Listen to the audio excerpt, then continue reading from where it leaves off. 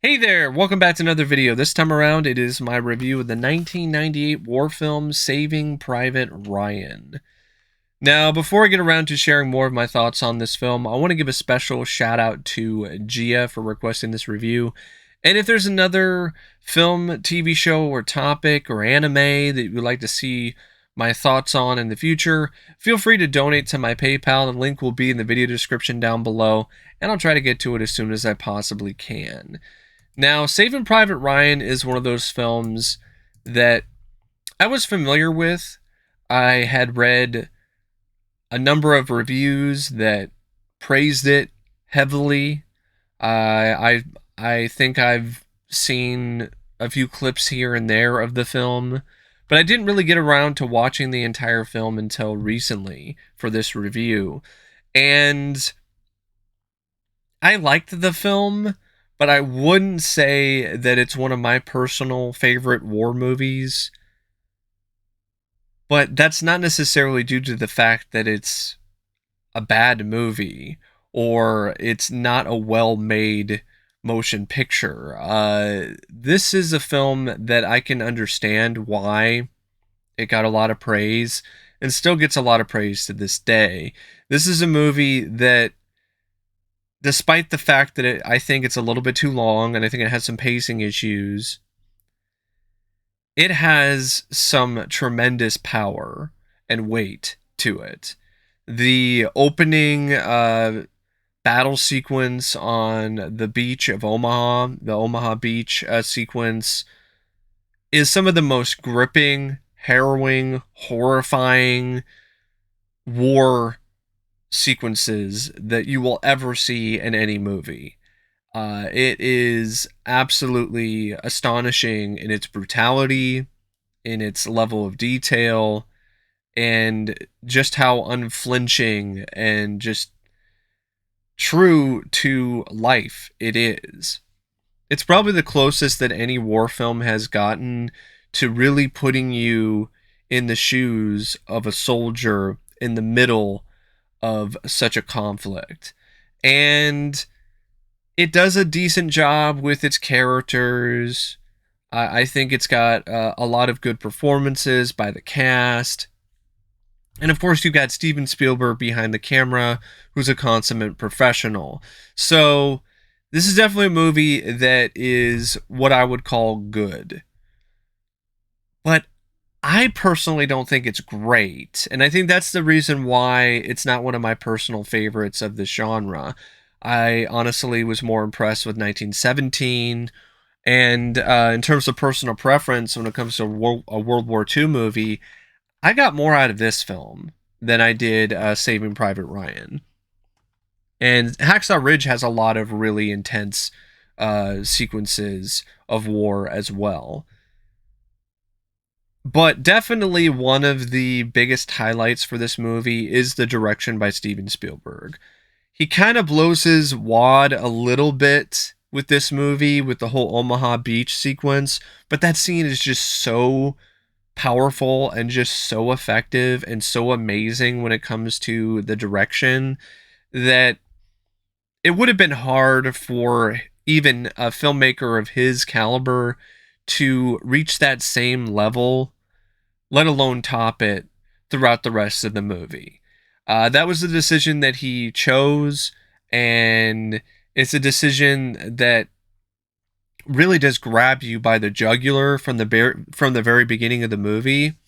But it's definitely something that makes what comes after a little bit less impressive, but that's because of the fact that that whole sequence was just so stupendous and spectacular that it's just a hard act to follow. And it's not necessarily due to Spielberg's limitations as a filmmaker. Because at this time in his career, like, what limitations were there? He was definitely one of the best filmmakers of his time, and in a lot of ways still is. So, the direction in this film is really solid. It's excellent. Steven Spielberg, like I said, he's a consummate professional. He's a master of his craft. And this film is no exception.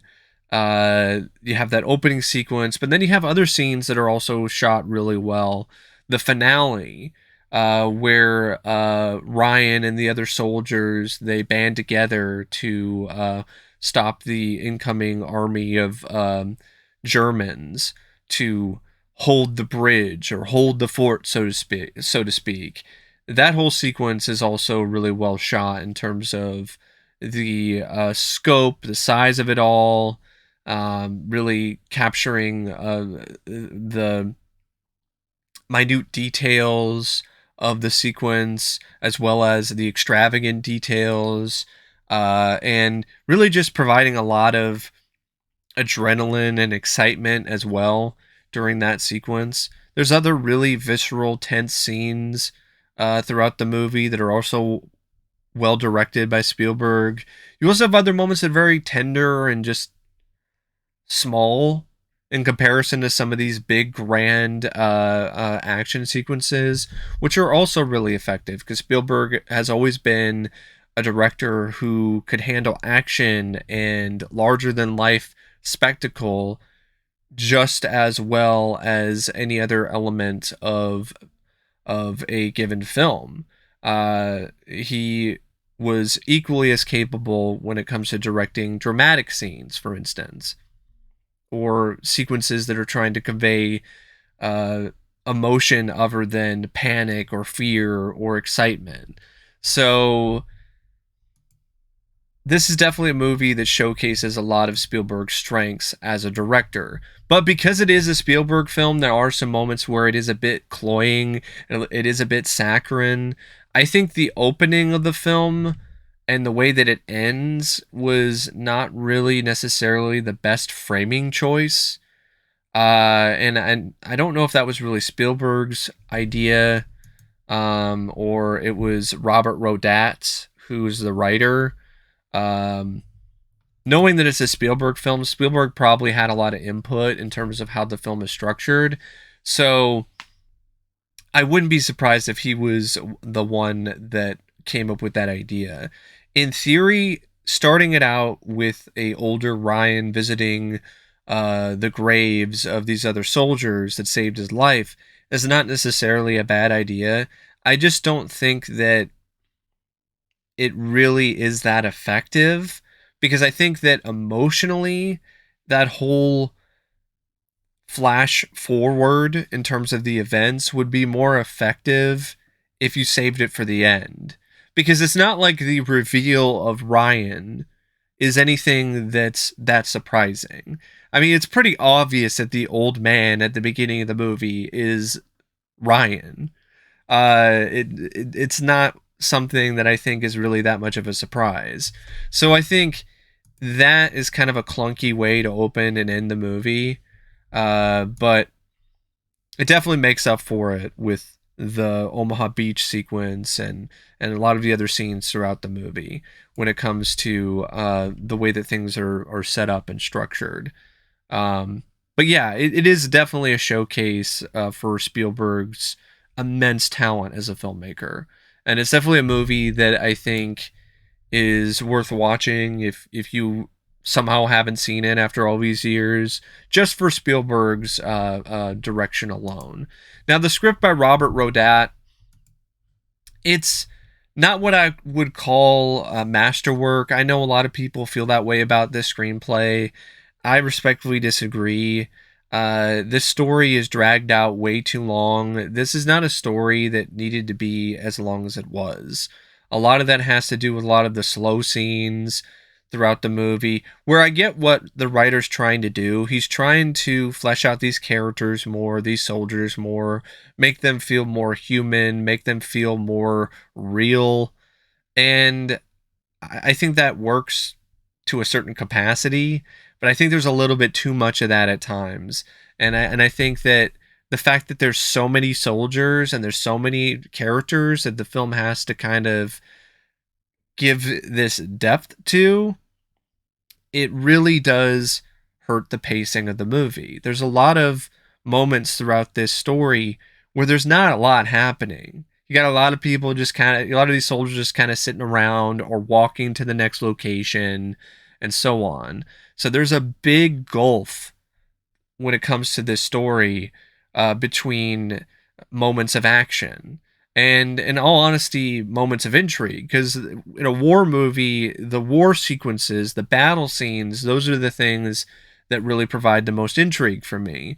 Unless it's something like 1917, which handles the human side, the heart behind a soldier in a way that I thought was just more genuine and less manufactured compared to what is present in Saving Private Ryan. That being said, those moments aren't always ineffective. There are some of these moments that do work, but there's some that definitely feel like they are set up and just structured in a way to manufacture emotion, and it doesn't really provide, in my opinion, genuine emotion as a result from the audience. It's very telegraphed. Now, I think that's really one of the biggest problems that I have with the script is just how this whole story is just dragged out too much. How some things are also predictable, like, for instance, the ultimate sacrifice uh, from a lot of these soldiers when it comes to trying to find Ryan and tell him what happened to his brothers, and specifically Captain John Miller's sacrifice. And it doesn't really have a ton of surprises in that regard. So I think that's another thing is like there are some moments early on when they're on the journey where some of the soldiers get taken out, where it is a bit surprising, where it helps put you on edge a little bit, not quite knowing what's going to happen next. But once it gets to the final battle, it's not really nearly as unpredictable. So I think there were moments during that whole sequence where you could have really thrown people for a loop more. Uh, and it's nothing against Tom Hanks because he did a terrific job playing this character, but just the way that that character is set up when it comes to his arc, it was just so legitimately cliche, to be honest, with this whole heroic uh, captain who sacrifices himself for the greater good, that kind of thing. And it was just it's the kind of thing where you're like, yeah, I've been there, I've seen that before. Where at least in Hacksaw Ridge, it was different because when it comes to Desmond Doss, he's not really getting involved in combat that much at all. He's risking his life to save others in and as a combat medic. So it's a different perspective that you don't see a lot of in these kind of war films. In Saving Private Ryan, it's kind of the same sort of perspective from the same sort of characters and the same lens that you've seen in a ton of other war films, with the main difference being how it portrays the grueling, just violent fury and terror of war. And I think the script is at its best when it's showcasing those elements instead of trying to make you sympathize with these characters. That's just how I personally feel about it. Because the fact that this is a film that has sequences that are just absolutely horrific, and then it's trying to be kind of a buddy war movie at times with these characters. It's just kind of a clash in tone as well. That is a bit jarring at times, but yeah, it's still at the end of the day a good script. I just don't think it's a great script like others feel that this screenplay is. Like I've seen people think and say that this is like one of the finest war scripts that have ever been written, and I'm like, I don't think it's that good. It's good though. It is a good script, and I do want to give Robert Rodat a lot of credit for that. It's one of those screenplays that, when it comes to the things that it does well, it excels at them. But I don't think it excels at everything. That's just kind of my take on the script. Now, when it comes to the performances of the cast, like pretty much everyone across the board is amazing. I mean, Tom Hanks, this is definitely one of his best performances when it comes to his entire career. The way that he handled the shaky state of his character's health was very genuine to me. It didn't come across like it was overly theatrical. And Tom Hanks actually was a believable captain, a believable man of honor and a man of action, which is something that I didn't really think Tom was necessarily capable of, even at this point in his career.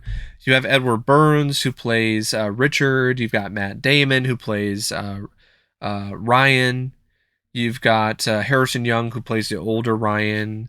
You've got Tom Sizemore, who plays Sergeant Mike Horvath. This is definitely one of his best performances. Jeremy Davies as the technician, fifth grade Timothy Upham. You've got Vin Diesel in a very early role as Private First Class Adrian Caparzo. You got Adam Goldberg as Fish. Barry Pepper as Private Daniel Jackson. Giovanni Ribisi as the medic Irwin Wade. You got Dennis Farina as Lieutenant Colonel Walter Anderson. You've got Ted Danson. Ted Danson really surprised me. I was not expecting to see Ted Danson in this. He plays Captain Fred Hamill in a small role. Paul Giamatti is also in it in a small role as a sergeant named William Hill. You also have Nathan Fillion in a very short role as Minnesota Ryan. Private James Frederick Ryan. He's the other Private Ryan that Captain Miller and his team find, but then team probably isn't the right word. Like platoon, they find this other Ryan and they think that it's the Ryan that they're looking for, and they tell him that his brothers are dead, but then you find out that it's the wrong Ryan. You also have Dale Dye as a War Department colonel, because of course Dale Dye is going to be in this movie. I think Dale Dye has probably been in every single war film in the past like 20 to I mean, at least in the 80s and 90s he was probably in almost every single war movie, because it just seemed like everyone that was casting a war film was like, we got to have Dale Dye in there, because he was a real soldier. Like he was actually a real veteran. Now, the cast is definitely one of the biggest strengths in the movie, alongside the direction by Steven Spielberg. Spielberg does a stellar job here, getting the best from all of his cast members. But that's normally the case with Spielberg. He's always been good at getting the best from his cast, and then this film is no exception to that. Now, the film also features some cinematography by Janusz Kaminski, and there are some really striking shots in this film that aren't even necessarily involving an action sequence. There's some nice sequences that just have these soldiers spending time together alone in the dark, sharing stories by candlelight. And there's other moments, of course, throughout the film where they are walking at night, and their shadows are in focus, and those are also sequences that really do pop visually. And he had a good rapport with Steven Spielberg, and that was definitely very evident. Like Janusz Kaminski, though, yeah, he worked a lot with Spielberg after Schindler's List.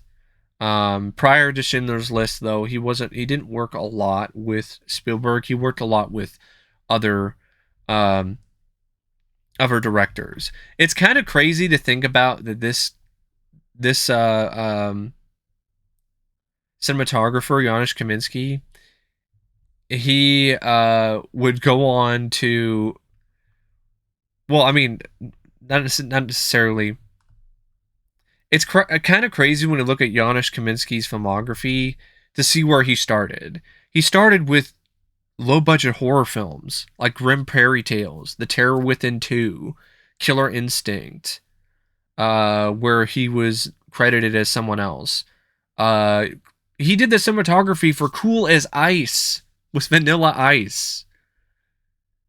And a year before Schindler's List, actually a year after Schindler's List, not a year before, he did cinematography for like Little Giants and Tall Tale.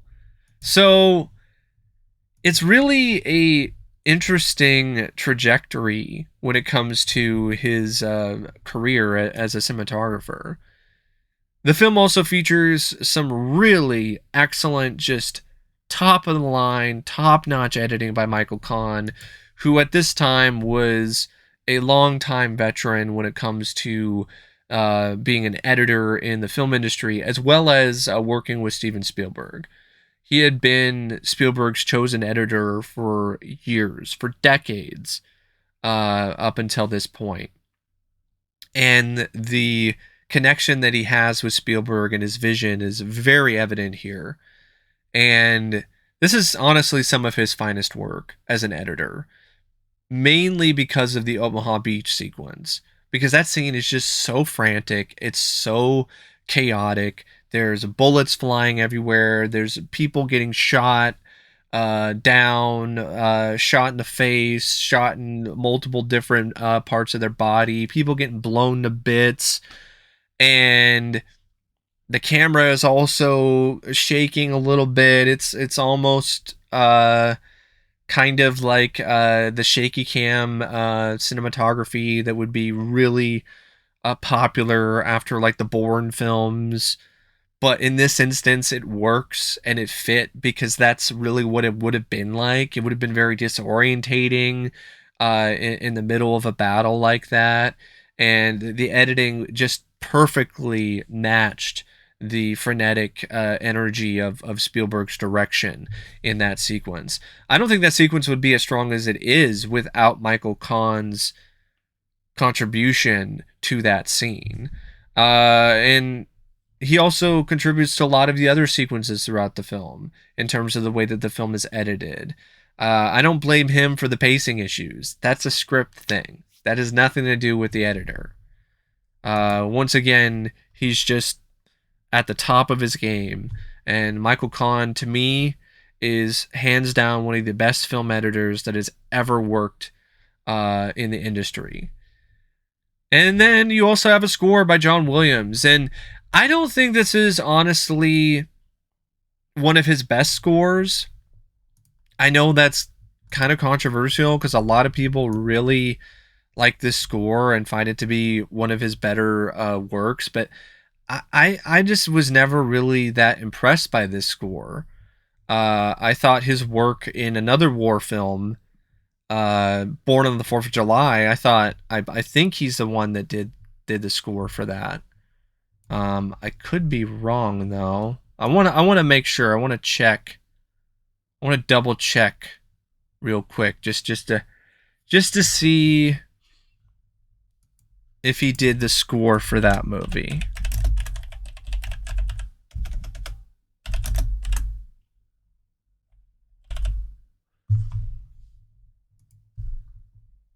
Yeah, he did. He did do the score for that film. Um, yeah, I think that score is much more moving, much more memorable than the score here. In fact, there were some notes of this score that almost sound like he's kind of copying some of the stuff that he did in that score. This score just didn't really resonate that much with me. It just kind of sounded like the typical patriotic war music with a couple somber sonatas thrown in. Like it wasn't one of those scores that I personally felt was um, fantastic or really exemplary, especially compared to other scores that John Williams has done throughout his career. And like I said, the pacing is just too slow for me. It's 169 minutes and it really does feel long, and that's due to the script. That really is due to the script. And in a lot of ways, kind of the way that it starts, I mean, it's very hard for any film, no matter how good the script is, to follow up to a scene like the Omaha Beach sequence. Once you showcase a scene like that, you can have some nice characterization. You can have a plot that is somewhat engaging, but it's just not going to be on the same level. And so it just puts you at a disadvantage. But that was the way that things were planned. So that's not really the main reason why I think the film is slow paced either, because that's what they started off with. It was a really great way to grab you by the throat and get your eyeballs on the screen. But I think that maybe there might have been a way to, like, I don't know, cut the scene up a little bit. I know that seems like blasphemy to some people, but I mean, cut it up a little bit and like show more of it throughout the movie or something. Maybe that could have been something to kind of alleviate some of that, uh, some of those issues. Or maybe at the very least have a little, like a one or two action sequences that were maybe not necessarily on the same level, because I don't think anything would be, but maybe have like one other one in between the lead up to the finale. Like they tried to do that a little bit, but it just wasn't really that exciting to me. Like in the middle of the movie, so it's just one of those things where a lot of it is definitely is personal taste, and that's why I'm here to share my personal opinion on things. And I just feel that, yeah, it's a too slow paced of a war movie. There are times where it's just too slow. But I still liked it though. I still liked the film. I would definitely recommend this 4K if you have the right setup, because this is a really nice looking transfer. It's got a good uh, Dolby Atmos sound mix as well, plus a ton of special features. So it is definitely one of those 20th anniversary sets that actually is worthy of the title, unlike other releases that have come out in the past for certain films. But yeah, I really don't know what else to say about Saving Private Ryan, except it can be kind of a hard film to watch at times because of its brutality and the gore. But I think that's honestly one of the biggest reasons why this film, to this day, is considered to be one of the better films of its genre, because of the fact that it doesn't flinch away from the brutal reality of war. War is hell. World War II, Vietnam, World War One, whatever war it is, it's hell. And it is some of the most terrifying horror that you will ever witness.